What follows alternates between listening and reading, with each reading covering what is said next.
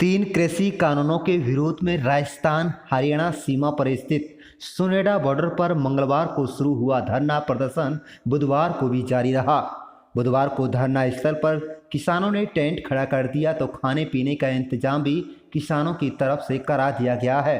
सबसे खास बात तो ये रही कि धरना स्थल पर ही किसान नेताओं ने तीन कृषि कानूनों की प्रतियां जलाकर लोहड़ी के अवसर पर अपना विरोध दर्ज कराया।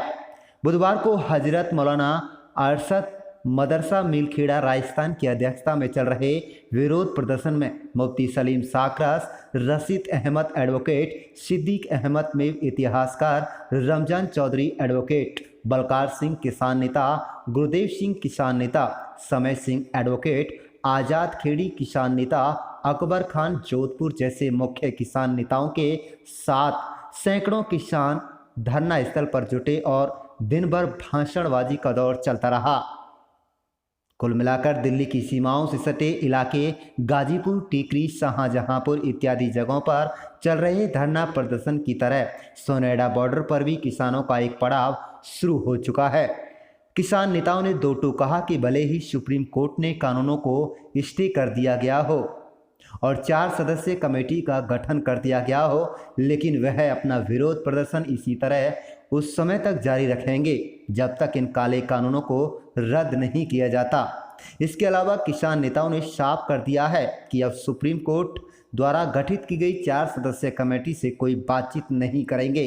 कुल मिलाकर सरकार व किसान इस मामले पर आमने सामने हैं कि दोनों में से कोई भी झुकने को तैयार नहीं है, जिससे आंदोलन लंबा चलने से इनकार नहीं किया जा सकता। सबसे खास बात तो यह है कि दिन प्रतिदिन किसानों के समर्थन में एक माहौल बन रहा है, जिससे हरियाणा सरकार की खासकर सांसें फुला दी गई हैं। सरकार को सहयोग कर रही जेजेपी के नेता भी लगातार भाजपा के नेताओं के साथ स्वयं भी बैठकर हालात के बारे में लगातार बातचीत कर रहे हैं। कुल मिलाकर धरना प्रदर्शन से ठंड व बरसात इत्यादि के मौसम में जहां किसानों की जान पर बनाई है, तो वहीं सरकार भी इस तोड़ ढूंढने में दिन रात लग गई है। अब देखना यह है कि कितने लंबे समय तक यह आंदोलन चलता है और इस मामले में जीत सरकार व किसानों में से किसकी होती है। लेकिन सुप्रीम दखल के बाद भी मामला जस का तस बरकरार है, तो चिंता का विषय जरूर है। आप देख रहे हैं नुहू मेवात से लियाकत अली की रिपोर्ट। जी, ये आंदोलन आप कब तक चलाएंगे? ये आंदोलन हम तब तक चलाते रहेंगे जब तक ये काले तीनों कृषि कानून जो सरकार ने थोपे हैं किसानों के ऊपर, जब तक ये वापसी या रद्द नहीं हो जाते तब तक हमारा आंदोलन चलता ही रहेगा। चाहे इसमें 6 महीने लगे, चाहे 6 साल लगे, हम किसान हटने वाले नहीं हैं। हम आर पार की लड़ाई लड़ेंगे। या कानून वापसी तो घर वापसी, अगर कानून वापसी नहीं तो हमारे घर वापसी नहीं। हम सड़कों पर ही अपना बसेरा कर लेंगे।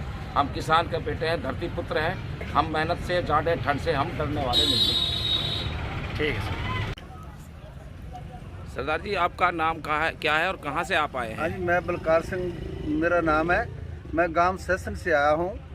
तो मेरे को कल पता चला था इस बात का, यहाँ हमारे भाई बैठे हैं, तो हमारा ये कल से ये मंच शुरू होएगा। कल हम सिंगू बॉर्डर से भी तो यहाँ यूपी बॉर्डर से भी, इधर से भी इतना बड़ा कर देंगे कि उनसे 2 गुना हमने बात सबसे कह दिया है कि कल एक आदमी 10-10 लेके आना। हम ट्रॉलियाँ ट्रैक्टर लेके कल आएंगे।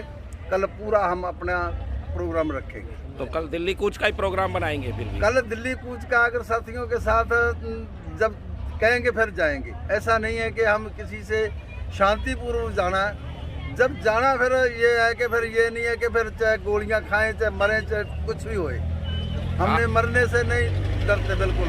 तो इसका मतलब अब आपकी आर पार की लड़ाई है? आर पार की लड़ाई है। आर पार करके हटेंगे। कुछ भी हो जाए वो हम सहन नहीं कर सकते। हाँ जी, हमारे जी आप कहाँ से आए हैं? हाँ जी, चानिया कला राजस्थान से। तो आप किस लिए आए हैं यहाँ पर मेवात क्षेत्र में? तो किसान आंदोलन के लिए आए हैं और बहुत दिनों से हमारे सिख भाई सिंधु बॉर्डर पे और सब बॉर्डरों पे बैठे हैं।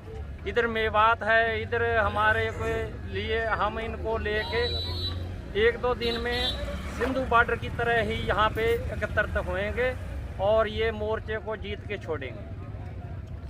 ये हमारे साथ और बहुत हजरात है। अकबर साहब है राजस्थान से, मुफ्ती सलीम साहब साकरस है, मुफ्ती साहब, अब आपकी आगे से क्या रणनीति है कल के लिए? आपका 2 दिन से लगातार धरना चल रहा है, तो अब अगली रणनीति क्या है आपकी? देखो, कल हम अपने हजरत मौलाना अरशद साहब की क़यादत में यहाँ दिल्ली कूच करने के लिए हमारे मेवात, हरियाणा, राजस्थान के किसान भाई यहाँ सुनहरा बॉर्डर से इरादा किया था। हरियाणा पुलिस ने हमें रोक दिया, तो अब हमने यहीं बैठने का फ़ैसला किया है और अब यहीं बैठ करके हम इन काले कानूनों का पुरअमन तरीके से अपने विरोध को जारी रखेंगे।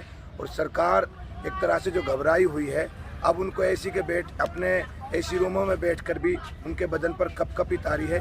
और कपकपी इसलिए तारी है कि अब पगड़ी और टोपी इकट्ठी हो गई है और ये लड़ाई सबकी लड़ाई है, जो कि किसान, मुसलमान भी किसान है, सिख भी किसान है, ईसाई भी किसान है, हर धर्म का आदमी किसान है। इसलिए लड़ाई किसी धर्म विशेष के लोगों की लड़ाई नहीं है, ये लड़ाई किसी जाति विशेष के लोगों की लड़ाई नहीं है, ये लड़ाई किसानों की लड़ाई है।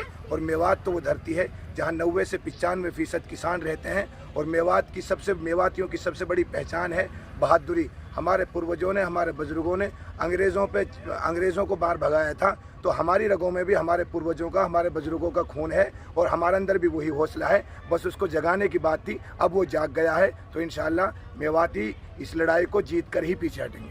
तो आर पार की लड़ाई पे ही होंगे।